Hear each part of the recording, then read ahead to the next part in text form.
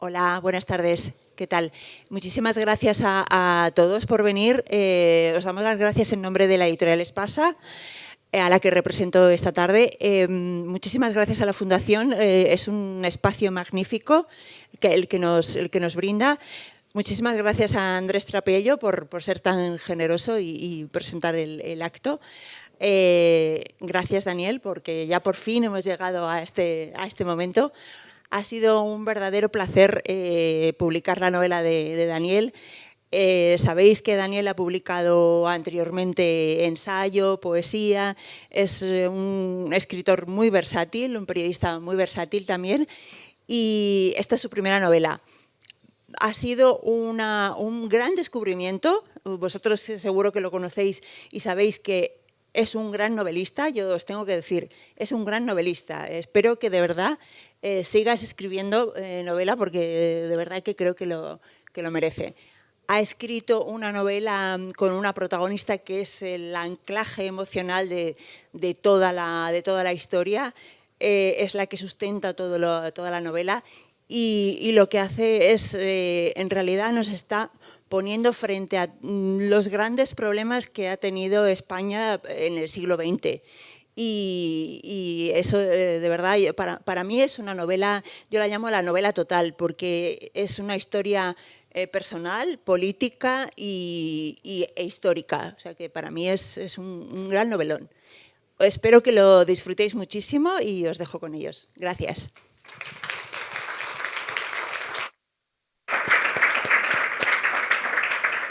¿Qué tal? Buenas noches, muchas gracias a todos por venir.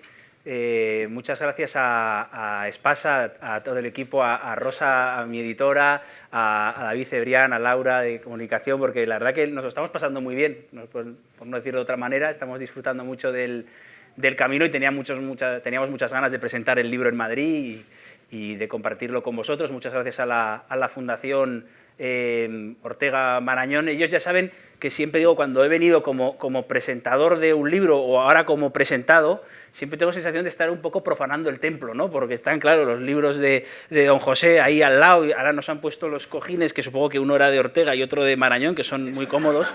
Entonces siempre tengo un poco de vértigo, ¿no? de estar a la altura. Por eso he venido con un escritor de tanto nivel como Andrés Trapello, al que le agradezco muchísimo siempre el cariño, no con esta novela, sino desde que llegué a Madrid y lo entrevisté, pues siempre que he requerido de su consejo, de su opinión, ha sido muy sincero y muy cariñoso, y la verdad que me hacía mucha ilusión que estuviera aquí.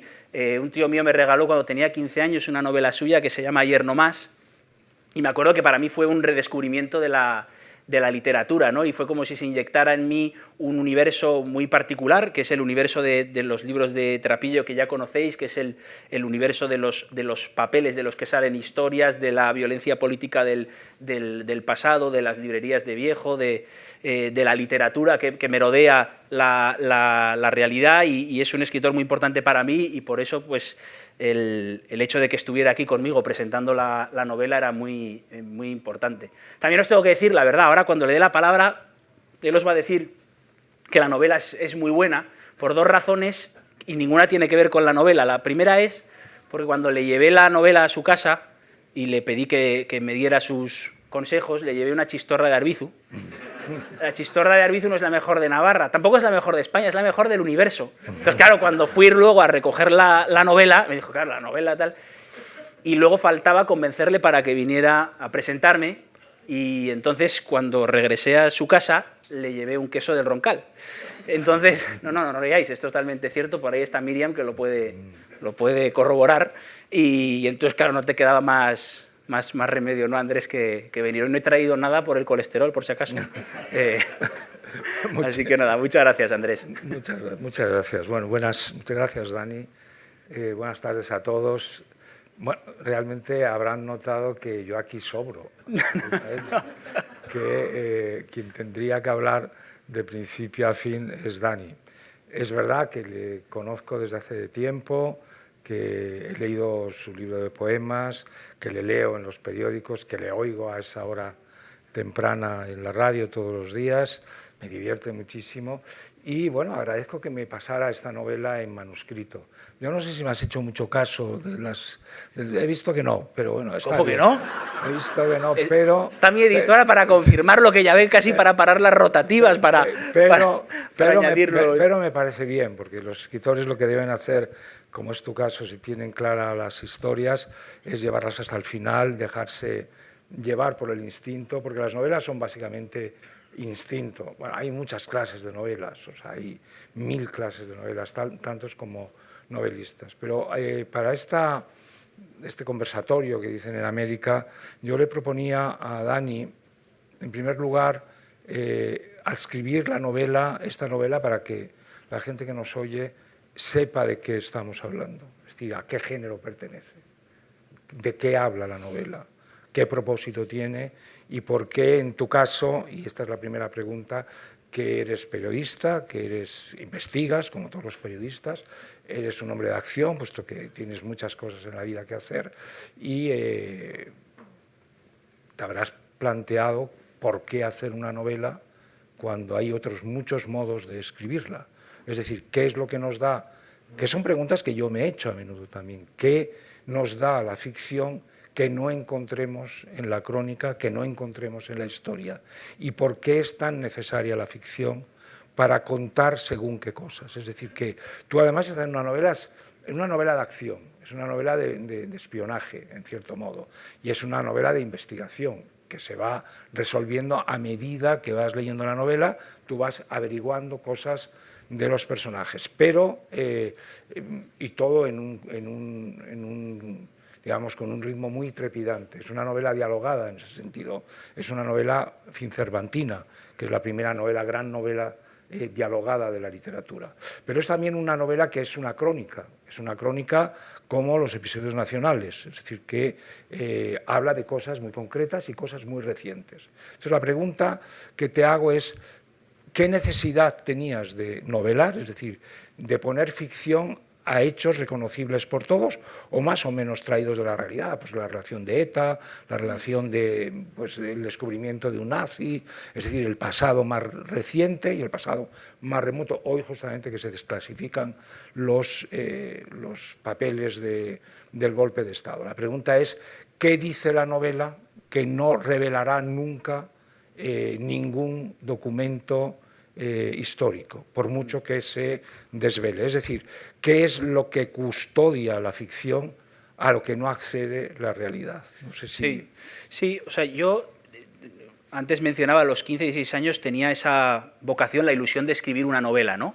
Y hacía algunos intentos, no salían bien y tenía la sensación de que no encontraba una historia que me atrapara lo suficiente como escritor para asumir la gran responsabilidad temporal, sobre todo, y de esfuerzo y de tiempo que es escribir una novela, ¿no? Entonces hubo una circunstancia muy concreta, que creo que te la conté, que fue cuando una fuente pone en mis manos unos papeles sobre la ubicación de los nazis en España, en concreto, sobre todo en el País Vasco, en Cantabria, en la zona del norte, en los años 40, ¿no? Entonces, claro, mi primer instinto fue periodístico, es decir, voy corriendo al periódico, se los enseño al director y hacemos un gran reportaje con ese mapa maravilloso de constelaciones, de los domicilios, los bares donde se reunían, etcétera, ¿no? Y entonces tuve la inmensa suerte de que mi fuente, por argumentos que yo consideré absurdos, no me dejó publicarlos. Me dijo, esto solo te lo enseño porque sé que estos temas te interesan. Además estábamos hablando de otra cosa, yo te lo enseño, te dejo que te los guardes, pero yo no quiero que esto salga. Y digo, pero si están todos muertos y ya pasa mucho tiempo, pero no me dejó. Entonces digo que tuve la inmensa suerte, porque a partir de ahí dije, yendo a tu pregunta, la ficción puede rellenar ese hueco, ¿no? La ficción me puede permitir crear una protagonista, en este caso Julia, la periodista, que vaya a la búsqueda de esos alemanes y que encuentre uno con vida, que ha sido siempre mi ilusión periodística también. Tú sabes que Alsina me puso, cuando nos conocimos, a hacer una sección muy bonita que se le ocurría a él, que se llamaba Centenarios, que consistía en perseguir personas de alrededor de 100 años, anónimas, y comentar con ellos la historia reciente de España. Y entonces hicimos aquello de juntar a un soldado republicano con un requeté, un soldado de la División Azul, ciudadanos centroeuropeos que habían sobrevivido a la ocupación nazi, y yo iba en el fondo buscando a ese viejo guardián nazi, porque era factible, porque vemos todos los años alguna noticia en Estados Unidos, en Latinoamérica, encontrado un guardián del campo de concentración, de tal. Y ni se me morían todos, no encontraba. El último murió en San Sebastián en el año 2014. Entonces dije, bueno, tengo la oportunidad, ¿no? Puede ser esta la novela, y empecé a escribir. Inventé a Julia y empecé a hacer en la novela lo que yo no conseguía hacer en la realidad, ¿no? La búsqueda de ese viejo nazi. Luego hay dos sucesos fundamentales en la novela, uno es Guernica y otro es el tema de ETA, y los dos vinieron también de manera natural a través del periodismo, porque cuando yo estaba escribiendo yo no iba a meter nada de Guernica, pero en un momento dado, en ese trabajo de investigación que yo iba haciendo de encontrar nazis o hijos de nazis para poder construirlos con verosimilitud y lejos del tópico, me dice una persona, oye, pues yo una vez coincidí con la hija de uno de los pilotos que bombardeó Guernica. Hostias, claro, ¿cómo te quedas, no? Entonces dije, tengo que verla como sea. Entonces ella se asustó un poco porque conocía mi labor periodística y no quería verme ni por asomo. Y le dije, no, te prometo que es que estoy escribiendo una novela que solo es para la ficción, que quiero tomar notas, además el personaje no va a ser tu padre, pero necesito saber cómo hablaba, cómo pensaba, cómo concebía la política y la violencia. Y entonces dije, es tan apasionante que tengo que meter Guernica. Y paralelamente encontré a una mujer de casi 100 años que había sobrevivido al bombardeo de Guernica. Entonces iba obteniendo de la realidad material con el que hacer luego la ficción. Y yo estaba en eso. Y termino la respuesta contando que cuando yo estaba en eso, haciendo una novela, por decirlo vastamente, sobre nazis, mi abuelo, que probablemente sea la relación más especial, ¿no?, que tengo con una persona después de mi mujer, ¿no?, que tiene 95 años, mi abuelo me cuenta algo que o no había contado o había mencionado muy ligeramente a mi madre y al resto de sus hijos, que era que él había sido extorsionado por ETA, ¿no? Entonces esto provoca en mí una revisitación de los recuerdos un tanto catártica, porque claro, a mí me impresionaba mucho entender que el abuelo aparentemente feliz que se tiraba en la alfombra a jugar con nosotros, y con sus nietos, era al mismo tiempo un tipo que tenía que salir cada día de casa a una hora distinta, que tenía que estar pendiente por si sonaba una amenaza en el teléfono, y que habían llegado 2 cartas al buzón, y como muchos sabréis, cuando llegaba la tercera, era cuando realmente, ya si no habías pagado, te daban por enterado y podían matarte, ¿no? Entonces él tuvo mucha suerte, hay una historia rocambolesca que algún día escribiré como reportaje, pero esas sensaciones que yo estaba teniendo me impedían concentrarme en la historia de la novela. Entonces dije, tengo que volver a empezar, tengo que convertir a Julia en la nieta de un asesinado por ETA, y eso me va a permitir construir a mi personaje también con esas sensaciones que yo creía que podían ser literatura. Bueno, me interesa muchísimo lo que acabas de decir de la hija del nazi. Es decir, cuando ella te dice, bueno, me se asusta porque piensa que vas a hacer una crónica y es remisa a que lo hagas, pero en cambio parece que se tranquiliza por lo que dices cuando le dices, no, va a ser una novela. Entonces, claro, esto es interesante. Sí. Es decir, la ficción blanquea la realidad. Es decir, la ficción, digamos, edulcora lo real. Tienes esta novela. Es decir, si esta novela lo hubieras hecho en clave de crónica, en el País Vasco, los nazis, pese a lo que dice Bolaños y Sánchez todos los días, en España son muchos menos de los que ellos dicen, afortunadamente, pero los de ETA no, son muchos más de los que querríamos, ¿no? Entonces, te pregunto, etarras, si leen, que tampoco lo sabemos, si leen la novela, ¿se sentirán más incómodos con la novela o se sentirían más incómodos con la realidad? Es decir, con el testimonio de Julia, de una Julia real, que dice, vosotros habéis matado a mi abuelo. Es decir, eso es lo que a mi modo de ver es importante en la novela esta. Es decir, que es verdad que esta novela te desentiendes de la realidad muy pronto, y pasas directamente a la ficción, y es una ficción que a mi modo de ver funciona, pero la pregunta que te hago es, si esto lo hubieras hecho como una crónica, ¿sería más o menos incómodo? ¿Sería más o menos fiel? Me es difícil responder porque las la sensación con la que yo escribía la ficción era con la misma responsabilidad con la que ejerzo el oficio. O sea, aunque yo estaba haciendo ficción, mi compromiso con lo que escribía era el mismo, ¿no? Todavía no sé a la hija de este piloto que bombardeó Guernica qué le ha parecido la novela, se la ha enviado, pero todavía no la he leído, entonces no lo sé. Y bueno, supongo que la novela a la izquierda Abertzale y a los terroristas no les va a gustar, porque claro, nada que refleje la banalidad del mal les puede gustar. Yo entrevisté también a terroristas, solo accedieron a hablar conmigo terroristas arrepentidos, pero claro, para mí era importante construirlos como seres humanos, ¿no? Algún periodista me ha preguntado estos días, oye, pero ¿no te da miedo haberlos blanqueado? Pero claro, es que los asesinos, los de ahora, los que viven en las páginas de sucesos y los de entonces, vivían camuflados en la sociedad y era muy difícil descubrirlos, vivían integrados entre nosotros. Por eso luego siempre sale un señor que dice, no, si era simpatiquísimo, un día que yo bajé a la calle y no tenía paraguas, me prestó el suyo, a mí me ayudaba a llevar la compra cuando... Es lo que se produce siempre que hay un atentado, ¿no? Y contaré... Fíjate, esto no se me había ocurrido todavía, no lo he dicho en ninguna entrevista, pero mi padre en IBM en San Sebastián, en Donosti, trabajaba con un tipo, estaba en su círculo y almorzaban y comían y tal y cual, y un día el tipo no fue a trabajar, y entonces mi padre estaba en el bar con una tortilla y una Coca-Cola y lo ve en la tele, y dice, coño, habrá ganado un premio, habrán dado un premio, y dice, Eneko Gogeascochea, huido por intentar matar al rey con un lanzagranadas camuflado entre unas flores.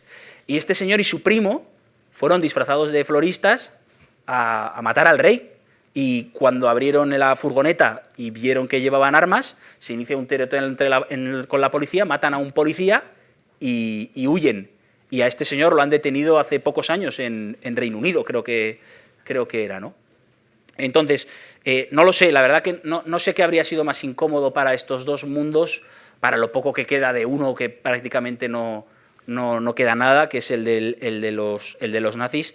Y ahora, la semana que viene, vamos a Euskadi y a Navarra a hacer entrevistas y cosas del libro, te podré contar, sí. Te podré contar más cuando vuelva. Bueno, ya la siguiente pregunta ya es de pura ficción. Es verdad que esta novela para mí se adscribe a lo que Galdós llamaba el episodio nacional. Es un episodio nacional. Y los episodios nacionales están llamados no a sustituir la historia, sino a ofrecerle la historia a aquellos que no son profesionales con el tiempo. Es decir, nadie, un lector normal, pues por lo general no lee ni los diarios de Alcalá Galiano, ni los diarios de Moratín o de Jovellanos para saber las guerras de independencia, pero lee a Galdós, lee Trafalgar, lee Zaragoza, lee Gerona, ¿no? Entonces esta novela para mí es un episodio nacional y por tanto ya el marco, como se dice ahora, está hecho, que el marco es el País Vasco, es también Madrid y es un personaje que quizás es el más fuerte del personaje, que es Julia. Es verdad que hay mucho de Julia que me da la impresión de que eres tú, es decir, que hay una especie de transposición. Te diría lo mismo, en esa ficción que es Julia, que es un personaje estupendo, ¿cómo te las arreglas para no contar demasiado de ti mismo y alejarte? Porque esto es muy difícil. O sea, en una novela es muy difícil varias cosas. Poner los nombres, los tuyos están... Por cierto, ¿sabes vasco tú? ¿Euskera? No. Ah, no, pues das el pego. Sí, parece, ¿no? Das el pego, sí. No, mi tatarabuela Celestina tenía el euskera como lengua materna, pero lo hemos ido perdiendo, desgraciadamente. Habla el vascuence con una solvencia enorme. Yo le envidiaba mucho, digo, fíjate qué fuerza. No, los nombres están muy bien puestos, básicamente porque conoces muy bien el medio, pero lo que te querría preguntar es ¿cómo te salvas tú a la hora de hacer una ficción que está tan pegada a la realidad, que está tan pegada a tu vida? Es decir, ¿cómo no contaminas con la ficción con tu propia vida, con la vida de los tuyos, etc. Eso a mí me interesa mucho siempre en un novelista. Sí. O sea, yo creo que además ese riesgo es todavía mayor cuando es una primera novela, ¿no? ¿Por qué? ¿La primera? Pues porque creo que cuando no se tiene esa experiencia de haber escrito más novelas... No te preocupes, no la vas a tener nunca. Sí. No, te aseguro que no. Te aseguro. O sea, yo tenía el riesgo evidente de... Tú tendrás la ilusión de que es... No, sí. eso va a estar siempre ahí. Eso no existe. O sea, tenía el riesgo evidente de, al ser una periodista, de que fuera una transposición absoluta mía, ¿no? Entonces, primero elijo que el protagonista sea una mujer. Y entonces ya marco una distancia. Segundo, creía que esa decisión me permitía, en el contrapunto con el resto de protagonistas, darle más profundidad psicológica a la novela. Y luego es verdad que escribí todo el tiempo intentando marcar esa distancia y además que intentando que el narrador no se inmiscuyera en ningún momento en la moral. O sea, he huido por todos los medios porque había un gran riesgo de que esto se convirtiera en una novela moral, porque claro, son temas, sobre todo el de ETA, que tocan muy de cerca, ¿no? Entonces corres el riesgo de hacer una especie de ensayo, una defensa de una causa justa, y no, yo intenté marcar todo el tiempo mucha distancia, y por eso lo más difícil para mí fue construir a los malos. Claro, porque... Es decir, para mí construir a las víctimas y construir a Julia, etcétera, me resultaba mucho más sencillo que hacer a Gustav Hafner, ¿no? ese viejo nazi vinculado con crímenes como el de Guernica o a estos dos terroristas, ¿no? Era mucho más difícil darles esa humanidad a ellos, que funcionaran como seres humanos, ¿no? Entonces sí que escribí todo el tiempo intentando marcar esa distancia, y en cuanto notaba que en la narración o en alguno de los protagonistas se colaba mucho de mí, tachaba y volvía a empezar, porque creo que en la novela es fundamental que los personajes que se van enfrentando a situaciones morales delicadas tengan códigos éticos complejos y que además vayan variando con la novela, ¿no? Creo que la relación que tiene Julia con sus padres, con su novio que luego no es el novio, con los propios terroristas, con el propio nazi, creo que hay un proceso de evolución en múltiples direcciones todo el tiempo durante la novela, ¿no? Entonces sí es verdad que he intentado poner mucha distancia para que no fuera una... Sí, con el librero de viejo también. Y con el librero de viejo, que tú detectaste muy pronto a Ridavets, sí, en su manera de vestir de todos modos, de hablar. Pero... es de la novela, yo creo, es lo más ficticio de todo, porque claro, se ve que no ha sido una librería de viejo nunca. Porque que esa chica tan mona, tan estupenda, tan inteligente, se enamore de un librero de viejo, yo no lo he visto. Nunca. Ahí puede haber más de mí que de Julia.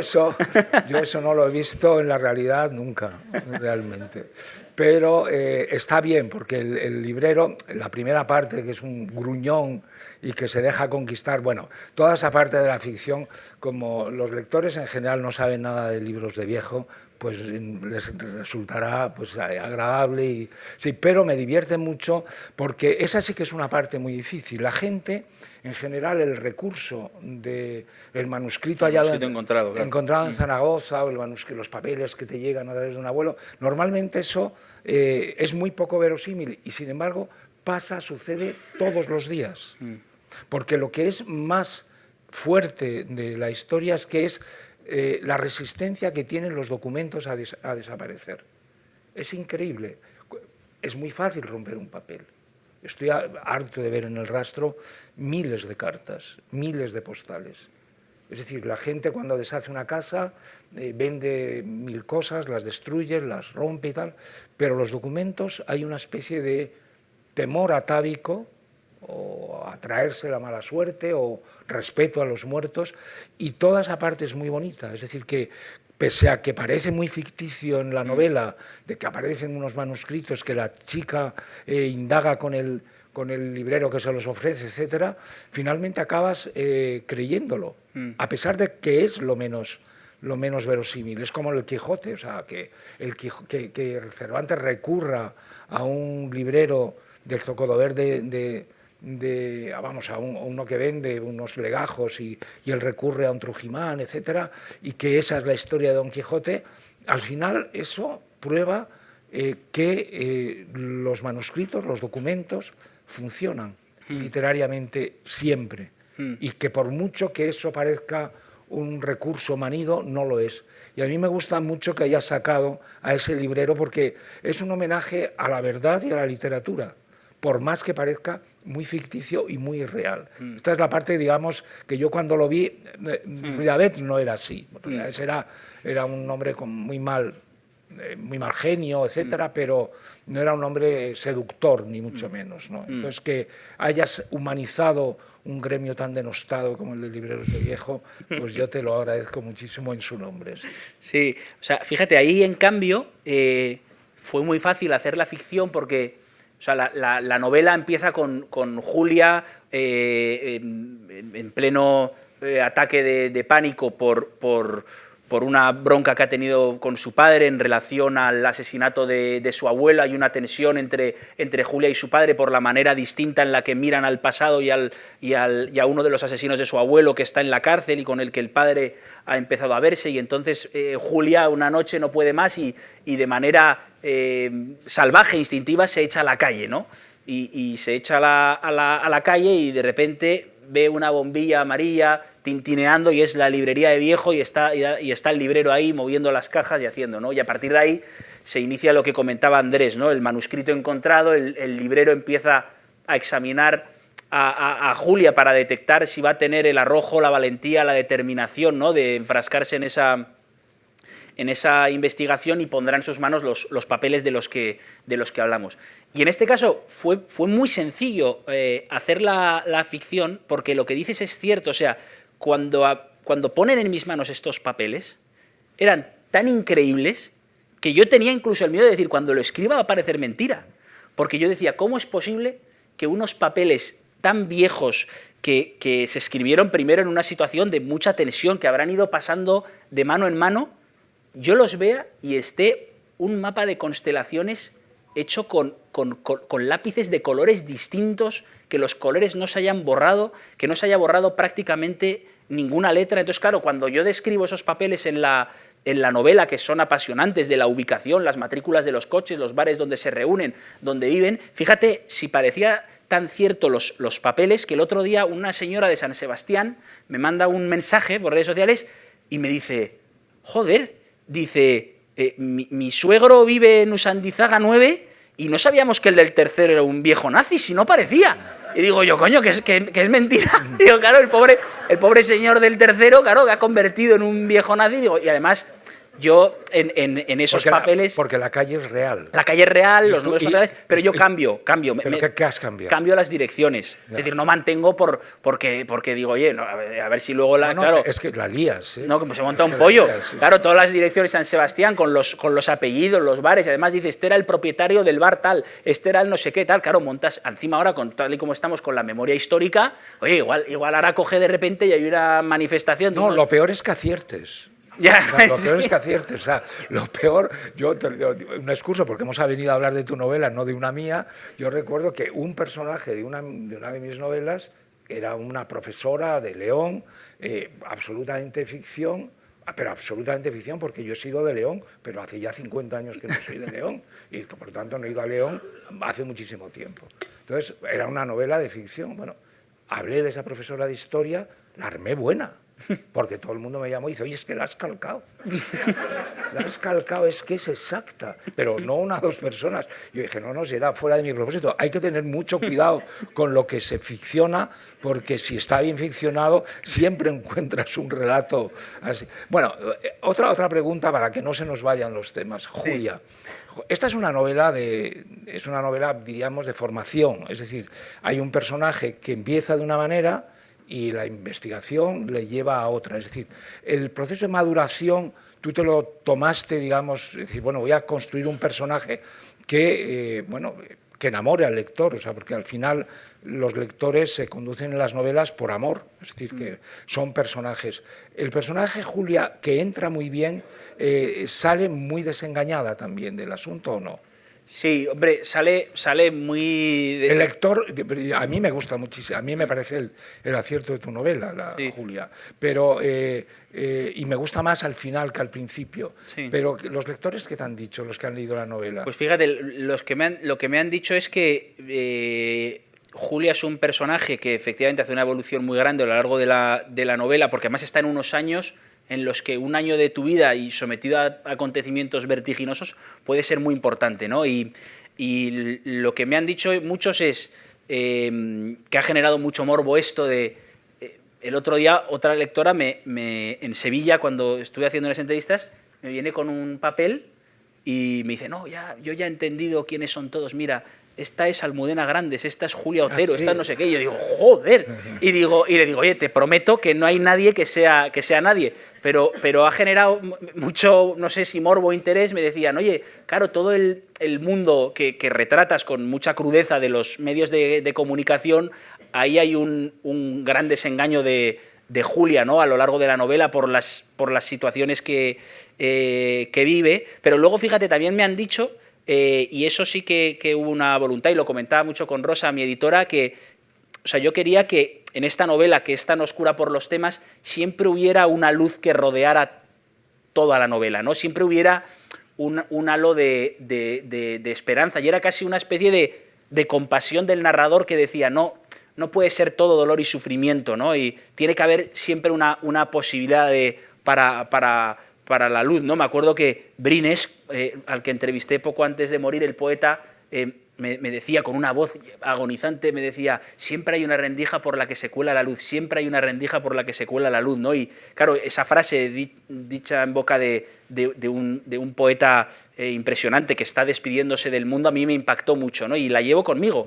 Y entonces yo quería que en la historia de Julia y en las cosas que le pasan siempre hubiera una oportunidad para la luz, sobre todo por los acontecimientos que vive. Entonces es verdad que eso también me lo han dicho los lectores. Me dicen, oye, te agradezco que al final Julia haya tenido oportunidades para amar, haya tenido oportunidades para la redención, haya tenido oportunidades para la reconciliación, bueno, y eso sí que fue también, lo tuve claro todo el tiempo, ¿no? Que en esa novela de acción que tú describes, que no fuera, porque ahora hay una moda que me pone un poco nervioso, todo lo de Netflix, todas las novelas y tal, todo tiene que ser muy oscuro.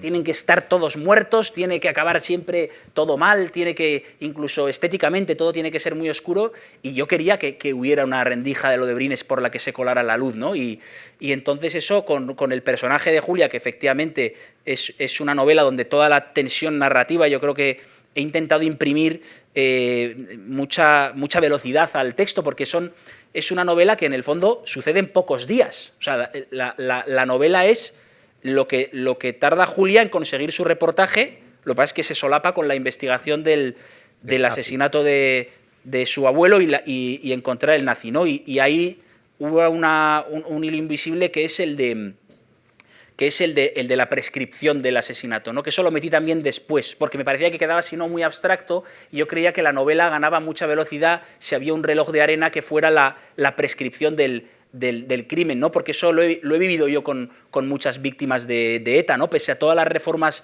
legales que se han hecho, cuando se cumplen 20 años, ahora tenemos 379 asesinatos sin resolver, cuando se cumplen 20 años prescribe, pero, y eso lo cuento en la novela, hay una posibilidad, si se encuentra una prueba que el juez considera interesante, se puede dar otros 20 años de investigación al caso, otros 20 años de vida al caso, solo circunscritos a esa persona en concreto.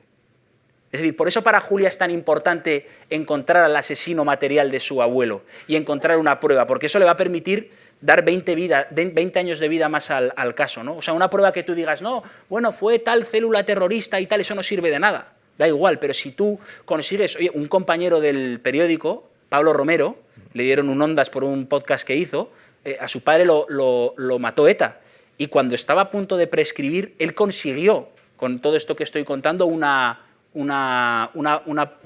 prueba que permitió, ¿no? Mantener vivo el caso en relación a una persona concreta. Yo hablé mucho con Pablo escribiendo la novela, ¿no? Y en esa tensión que uno tiene, pues yo iba construyendo la tensión que tiene Julia, ¿no? Entonces, este sería un poco el resumen del personaje central de la novela, que es Julia. A mí, digamos, la novela lo que me parece... tú hablas de la naturalidad, es una novela muy dialogada, se lee muy deprisa, muy fácilmente. El lenguaje es un lenguaje no propiamente literario, no es ninguna crítica, es un lenguaje común, es un lenguaje cotidiano, y lo más importante, a mi modo de ver, es que la novela, Julia, se va haciendo novela a medida que vas leyendo. Es decir, que Julia no sabe que es una novela, que en realidad lo que tú dices, no, Julia está buscando una historia, un relato, no, el relato es ella. Es decir, el relato, la importancia, y eso es lo que me parece ya puramente literario, puramente novelesco.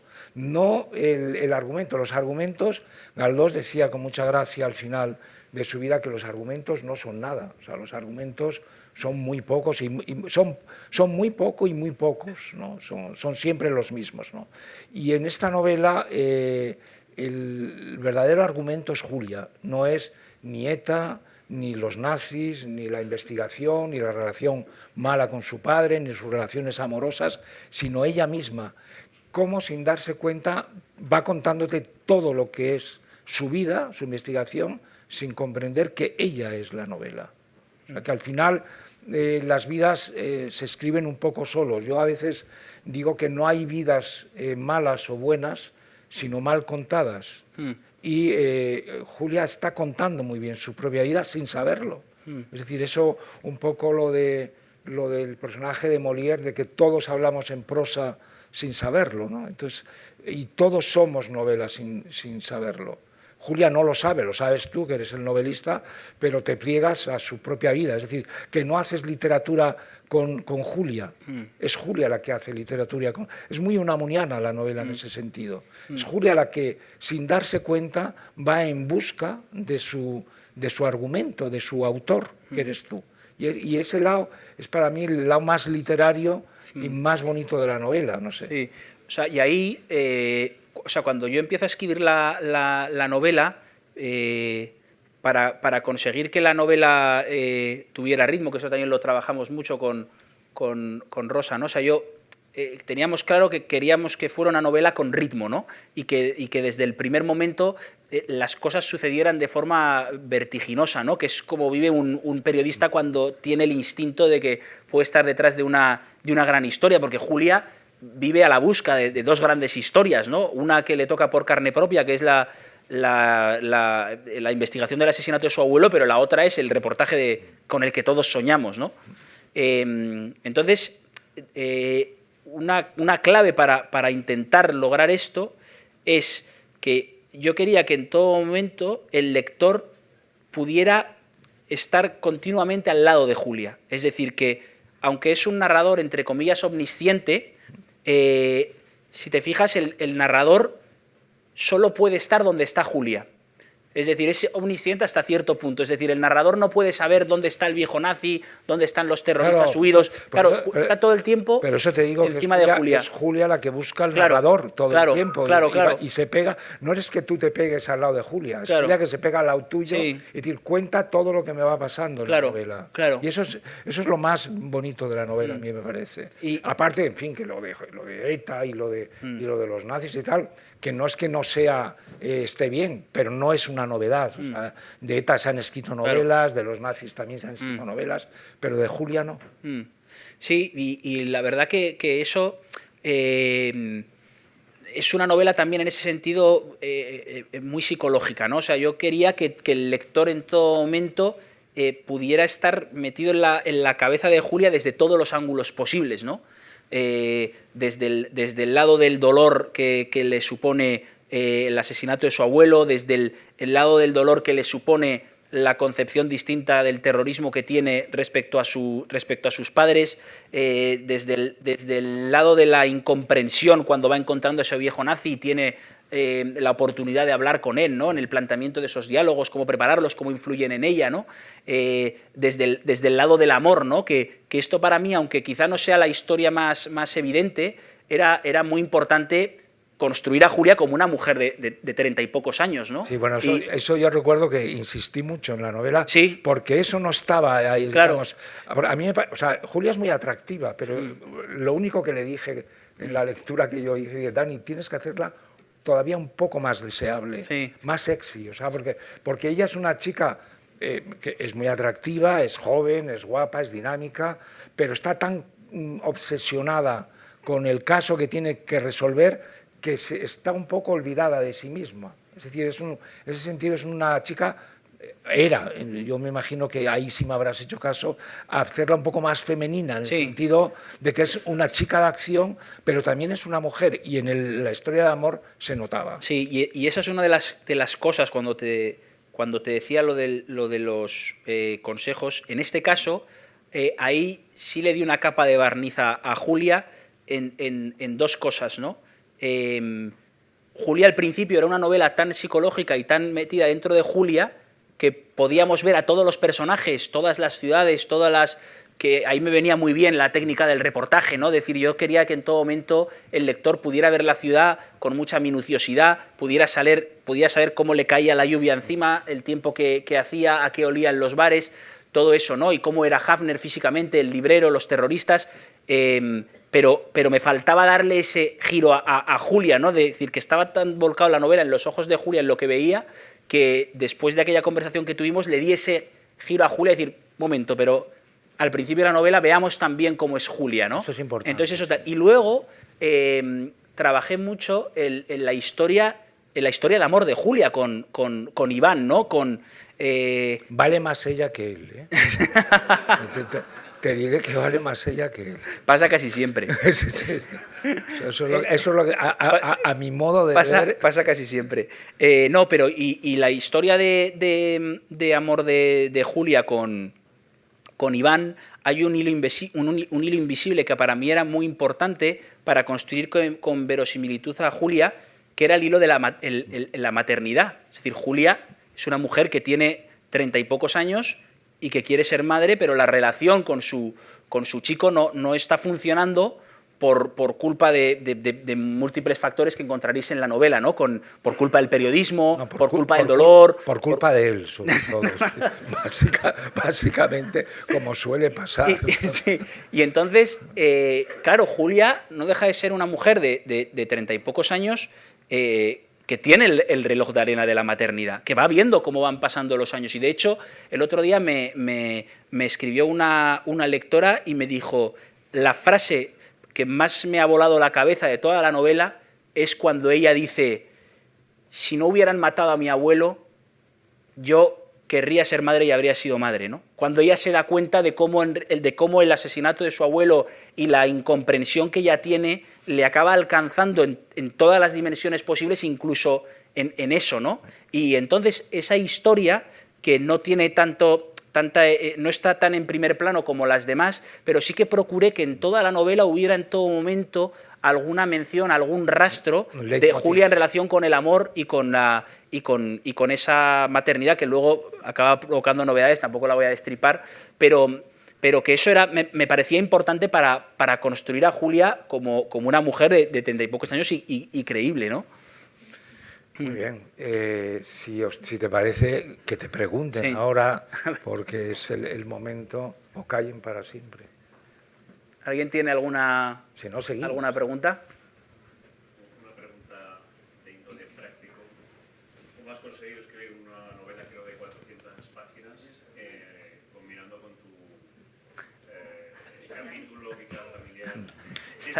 Está mi mujer, no me hagas esto, ¿no? ¿Te ha robado mucho tiempo a la crianza de tus hijos? Pues, fíjate, he tenido la suerte o la mala suerte, de que, claro, me decían, hay una pregunta que hacen mucho, claro, que ahora que yo estoy al otro lado, que no sé por qué provoca tanto interés, que es, oye, ¿cuánto tiempo has tardado en escribir la novela? Y entonces, claro, como veía que me lo preguntaban, pues hice cálculos, ¿no? Y entonces yo decía, pues más o menos 6 años. Entonces ya los periodistas decían, joder, la novela tiene que ser la hostia. Claro, este tío ha estado 6 años investigado y tal. Y digo, no, pero si no es por eso, si yo no he escrito Crimen y Castigo, es porque, claro, pues tengo una familia, tengo que levantarme a las 5 de la mañana, 4:30 todos los días para ir a la radio, tengo que ir a la televisión, tengo un director que es muy intenso, tengo que trabajar, ¿no? O sea, esto es un hobby, ¿no? Pese a ser lo más vocacional en mi vida, en la práctica es un hobby, ¿no? Entonces he tardado mucho, más de lo que me gustaría por eso, ¿no? De hecho, era mi mujer la que me decía, oye, enciérrate ya y termínala ya porque te vas a volver loco, no podemos estar toda la vida con esta novela, ¿no? Vamos a tener 80 años y vas a seguir que si Julia va a ver al nazi, no lo va a ver, que si tal, que cual, y entonces es verdad que fue prácticamente Teresa y Rosa, mi editora, decir, oye, que está muy bien, pero venga, o sea, trabaja, y entonces, bueno, pues buscando ratos, en fin, no lo sé. Ahora cuando la veo me parece un poco raro que ya la haya terminado. Sí, de hecho, me acuerdo un día cuando estuve persiguiendo a Houellebecq, al escritor francés, un tipo muy excéntrico, muy peculiar. Entonces él iba bebiendo y bebiendo y bebiendo. Él estaba en la práctica refugiado en España porque él no da entrevistas cuando publica las novelas, porque además siempre lo quieren matar y tal. Y no, lo quieren matar de verdad. Entonces él se había venido a España a un Airbnb, yo le llevaba años persiguiendo y tal y cual, y entonces pues no tendría nada que hacer y me recibió. Entonces me recibió en la portería de su Airbnb. Entonces Houellebecq, que es una persona tan desaliñada, que le dije, bueno, ¿y dónde charlamos? Y me dicen, hombre, aquí. Y entonces nos sentamos en el portal, ahí en la zona de Bernabéu, entonces viene el portero y nos echa. Y entonces él no sabe una palabra de español y yo le intento decir al portero, no, mira, que es que este hombre es un escritor francés que está aquí alojado y tal, no, este señor es un vagabundo, este no puede estar aquí, fuera y tal. Y entonces Houellebecq me dijo una cosa que a mí me pareció muy mitológica, me aprovecho para preguntarte, me decía, es que yo acababa de terminar su última novela, Aniquilación. Dice, no, yo cuando termino la novela tengo una depresión como posparto, y entonces me hundo y tal, y claro, y el tío bebía y bebía y tal. Y yo joder, he terminado la novela y qué coño, depresión posparto, sentí un alivio atroz, vamos, o sea, digo, por fin la he terminado, pensábamos que no íbamos pensaba que no iba a terminar nunca. No sé si tú tienes depresiones de ese tipo, ¿no? Pero... ¿Y estás pensando en otra o no? Sí. Tengo varias historias en la cabeza. Aprovecho si hay algún mecenas por la sala para poder dejar de hacer otras cosas. Yo he tenido avanzado la lectura un poquito, me he leído un par de capítulos. Me hace gracia que al principio Alfonso Rivas, el jefe de Julia, dice que la felicidad es una mierda. Entonces, hablando ahora de este alivio que sientes después de escribir la novela, pero que ya estás pensando en la siguiente novela, en el tormento de Julia, en fin, toda esta realidad de la felicidad, el tormento. Ser infeliz te ayuda a perseguir mejores historias, es decir, que Julia pase por un mal momento al principio de la novela, le empuja un poco a buscar salidas y pues contar también tu experiencia profesional como periodista, ¿no? Esos momentos ya de rabia, del encuentro por rabia. Sí, cuando os decía lo del morbo que había generado y tal, el otro día también un periodista en Sevilla me dice, claro, el director del periódico es Pedro J, el presentador que sale en esa tertulia es Ferreras y tal, y yo digo que nadie es nadie, pero sí puedo contar, sin decir el nombre, que cuando yo era todavía más joven, estábamos en una reunión de temas y entonces va un periodista y propone una historia muy bonita y dice, no, pues tal, esta historia, mira, tal, qué alegría para el ser humano y tal, y bueno, era una historia buena, pero era tal, y entonces el jefe en ese momento de la sección le dice, ¿a quién coño le importa la felicidad de alguien? La felicidad es una mierda. Y luego en el fondo es verdad que eso se nota en las televisiones, en los periódicos y tal, pocas veces hay buenas noticias, ¿no? Entonces eso también lo escribí con facilidad porque yo tenía en la cabeza esa escena tan concreta. Respecto a ese debate que siempre se da mucho, sobre todo con la música y con la poesía, de si las mejores canciones o los mejores poemas se escriben en momentos de tristeza o de desamor y tal, no lo pues sé. es la respuesta de sí, Tolstoy, ¿no? sí. De la primera frase de Guerra y Paz. Todas las familias felices se parecen, solo las desdichadas lo es cada una a su manera, ¿no? O sea que al final tú cuentas la historia de las familias desdichadas, porque en las familias desdichadas o los personajes desdichados hay una originalidad especial que no tienen las... Yo no estoy muy de acuerdo, ¿eh? Es decir, yo entiendo que la felicidad también se puede contar, y se puede contar de una manera desdichada, es decir, que no solamente la desdicha es literaria, o no solamente la tristeza es poética, sino que también hay un género en la novela y en la poesía que es pues, la poesía hímnica y la poesía celebrativa y las novelas de exaltación. O sea, La mitad de Baroja es una novela... Y sobre todo se mezclan las dos cosas. No hay novelas enteramente tristes y no hay novelas buenas, me refiero. O sea, como una novela como El Quijote, que tiene un final tan triste, es una novela que arranca las carcajadas del lector a lo largo de 1000 páginas, ¿no? Entonces eso, contestando a tu pregunta, es, bueno, digamos que es más fácil o resulta más, digamos, más enriquecedor encontrar la desdicha, porque te permite llegar a rincones que a lo mejor la felicidad no te permite, pero no por nada, sino porque es mucho más expansiva, mucho más explosiva, mucho más fulgurante. En cambio, las medias sombras, lo tenebroso de la desdicha, te permite ver los objetos con mucho más detalles. Y además pasa una cosa que es obvia, que es que cuando tú eres enteramente feliz, no necesitas la literatura, este es el drama. O sea, es decir, cuando eres enteramente feliz, la literatura no sale sobrando un poco, ¿no? Creo. Sí. Dos apuntes familiares. Tienes una tatarabuela que hablaba vascuence. Sí. Josefa de Hacha Ibarra Urruticoechea. Joder, parece de un comando. Que lloró como loca cuando Bilbao cayó porque ya no era la invicta villa. Y se puso a cantar el Guernicaco Arbola, por supuesto, vascuence. Claro. Eso por tu abuela, tu tatarabuela Ezequiela, ¿no? Tengo que aprendérmelo, el Guernicaco Arbola. Nos contaré. Sí. Bueno, y la segunda cosa, no he leído todavía tu novela y estoy deseando, pero deseando. En la librería de Viejo, ¿te has inspirado en alguien? Bueno, yo tuve tengo un tío abuelo que fue librero de Viejo en Valencia, tenía una librería, la librería Patriarca, a la que iba nuestro común amigo Juan Manuel Bonet cuando era el director del IBAM y cogía cosas allí, iba a Berlanga también a comprar esas cosas psicalípticas y tal.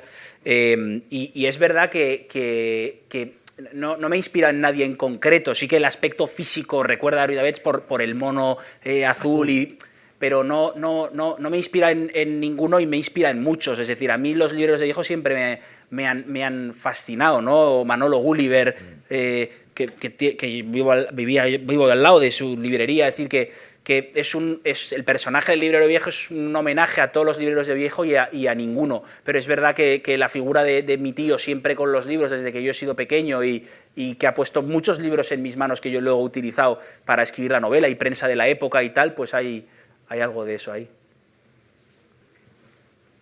Una pregunta de cotilleo. La hija del aviador alemán que has localizado, ¿vive en España y habla español? No puedo revelar ningún dato en relación a ella. No puedo decir nada. Luego te lo digo. No, pero no puedo decir... No, que no puedo decir nada porque, o sea, fue tal su acto de generosidad que le di mi palabra de honor de que no podía salir nada, ni ningún dato de ella, ni nada de su padre, ni... Hace bastantes años me salieron en el rastro dos agendas muy pequeñitas, alemanas, del año 43, 44, muy pequeñitas, así, del año, sí, 43 o 44, llenas de fotos a toda página de personajes nazis, Goering, Hitler, etcétera, con frases en alemán. Pero lo más interesante de la agenda es que estaba enteramente anotada por alguien, con una letra, probablemente alguien que trabajaba en la embajada alemana o que era pues, un espía en España, que lo sabía muchísimos. La embajada alemana llegó a haber, me parece, más de 500 personas trabajando, ¿sabes? Era una embajada potente. Bueno, lo que sí sé decir que ese tipo de documentos, como te pasa a ti en la novela, cuando te los encuentras por primera vez, te impactan muchísimo, porque tienen un grado de verdad que normalmente no encuentras en la literatura, y eso es un poco lo que se trata de contagiar luego a la literatura, que esa emoción de verdad o ese impacto que te produce lo pones luego en una novela, ¿no? De hecho, el personaje de Hafner, que es un personaje central en la novela, como yo muchas veces tenía que pasar tiempo hasta que pudiera volver a sentarme a escribir, tenía que hacerme esquemas y notas para recordar el físico de los personajes y algunos detalles de la manera de hablar y tal, para que cuando me pudiera sentar otra vez a escribir no tener que releer todo, ¿no? Entonces, una cosa práctica que hice, un día en El Rastro, vi un retrato, una fotografía de estudio que se llamaba, de un soldado alemán que tenía la edad que tenía Hafner cuando era joven y cuando viene a España en la guerra y empieza a construir esa historia misteriosa que luego leeréis, ¿no? Entonces, yo compré ese retrato y, como si fuera mi abuelo, pues me lo puse en el escritorio con el nazi y entonces así yo le miraba a los ojos y yo tenía todo el tiempo. Entonces, físicamente el personaje es un tipo que no sé quién es, cómo se llama, pero que está esa fotografía. Y luego también compré uno de los objetos que encuentra Julia registrando sin que él se dé cuenta las cosas del nazi, es una medalla que daban a los méritos prestados y tal en la Alemania nazi, y entonces la compré en el Rastro. Entonces era muy gracioso porque, por la ley de la memoria histórica, estas medallas no se pueden mostrar.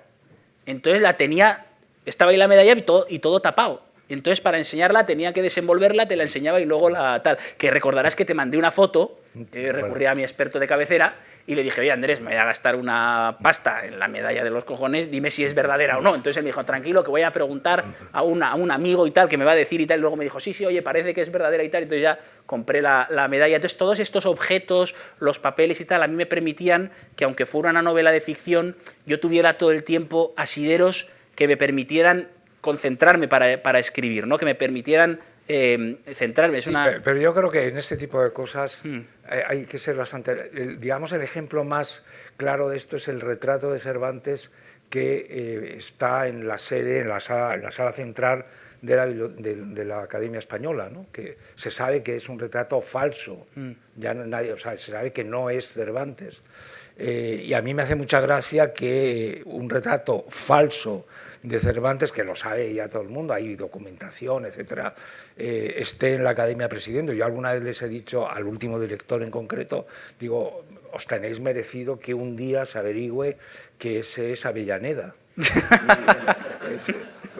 Porque que no lo quitéis, y les pasa lo mismo. Dice: no, es que nos resulta inspirador el retrato que es el retrato que ustedes conocen, el súper conocido retrato de Cervantes, que no es de Cervantes, que fue una mistificación que se hace entre un anticuario catalán, cómo no, y un académico español. O sea, en fin, la combinación dio esa especie de mistificación divertida. Pero yo entiendo que el novelista necesita a veces fijar el tipo, a veces si tiene habilidades como Baroja, a veces en sus manuscritos los personajes él los pinta gordos, delgados, con la nariz ganchuda, calvos, o en fin, las mujeres exactamente igual, para fijarte un poco el personaje y no depender mucho de la memoria, ¿no? O sea, yo eso lo encuentro muy legítimo. Sí. Sí. Siempre me he preguntado si el título de una novela va antes o después de escribirla. ¿Cómo Rosa. Sí, fue después. O sea, yo como es la primera novela tampoco lo sé. Andrés podrá decir más. Fue después. Y además, incluso antes de estar nosotros en conversaciones, cuando yo tuve la idea original de la novela, yo no tenía interés, no tenía la necesidad de ponerle un título. Yo quería escribir la novela, quería escribir la historia. Y luego, eso quizá también sea un poco por el periódico, ¿no? Yo nunca escribo el título del artículo y luego escribo el artículo, escribo el reportaje y luego veo cómo lo titulo, ¿no? Pero con la novela ha sido un poco lo mismo. Yo escribí la novela y el título se puso al final, ¿no? Sí. Uh-huh.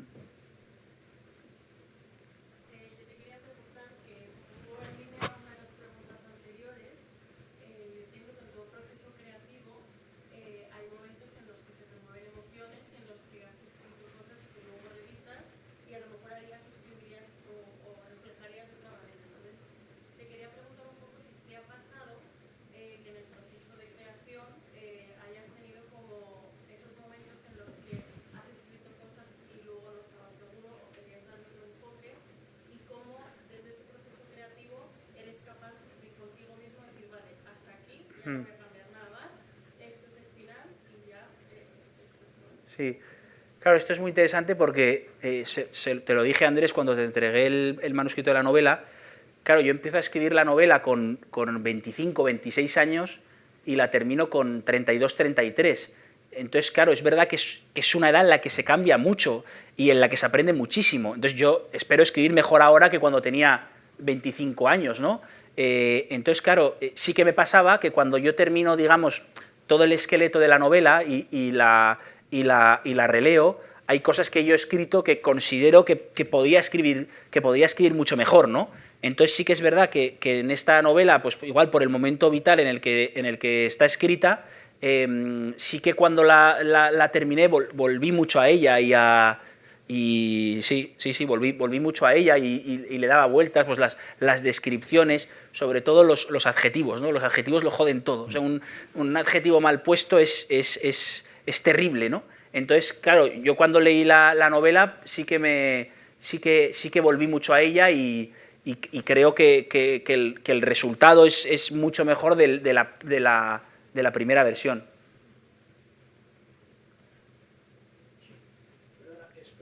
No he leído la novela, obviamente.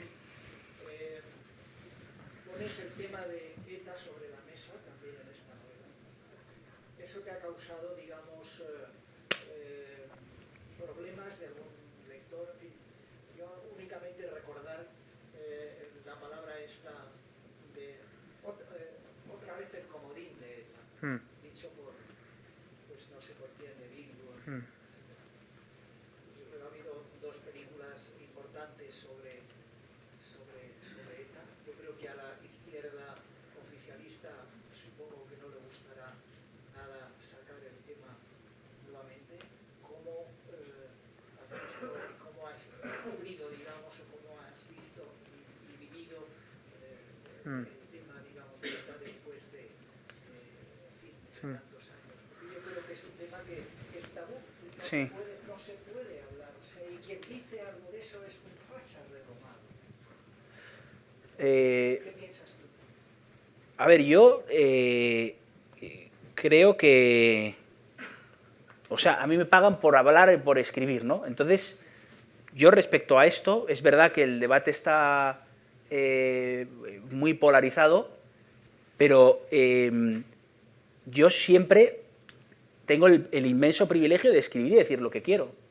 Y lo digo de verdad, ¿eh? Yo nunca en el periódico he tenido que escribir algo que yo no quería. A ver, puedo discutir con mi jefe con el titular y puedo considerar que el director ese día ha puesto un titular que tiene un ángulo que yo no consideraba tal, pero de la firma para abajo nunca he escrito una palabra que yo no quisiera y además no lo habría aceptado. Y en la radio, tú colaboras en Onda Cero y sabes cómo es la casa, yo nunca jamás me han dicho, oye, no, tienes que decir esto, oye, no puedes decir esto y tal.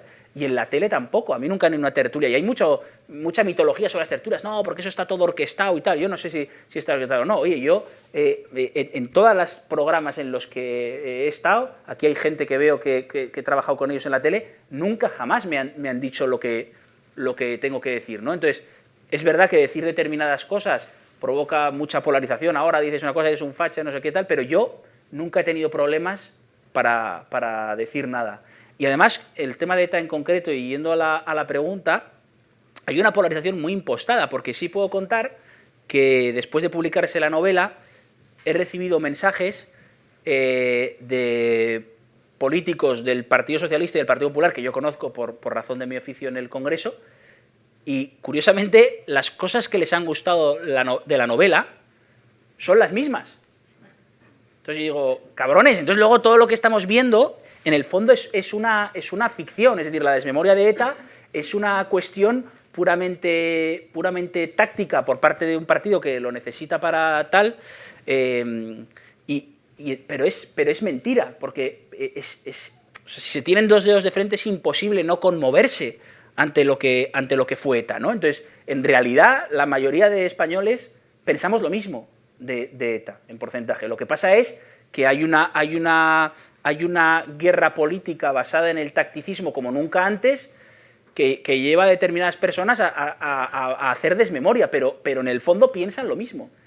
Es lo más grave de la situación, ¿no? Y ya te digo, me han escrito personas, oye, pues mira, me ha gustado mucho esto en la novela y tal y cual, oye, me ha gustado tal, y en el fondo la posición es la misma, que por cierto existió durante muchísimos años en España, ya no hablo de la transición, lo he vivido yo, existió un consenso sobre eso, ¿no? Pues nada, bueno, pues que la compren. Muchas gracias, claro, que la compren, está ahí a la venta afuera y yo le echaré un garabato a quien lo desee. Muchas gracias a la Fundación, muchas gracias querida Rosa, mi editora, por el cariño y por el apoyo y los consejos. David Cebrián, director de Espasa, muchas gracias. Andrés, muchas gracias, te llevaré una chistorra de Arbizu la próxima vez que nos veamos y gracias de verdad por esta presentación. Gracias.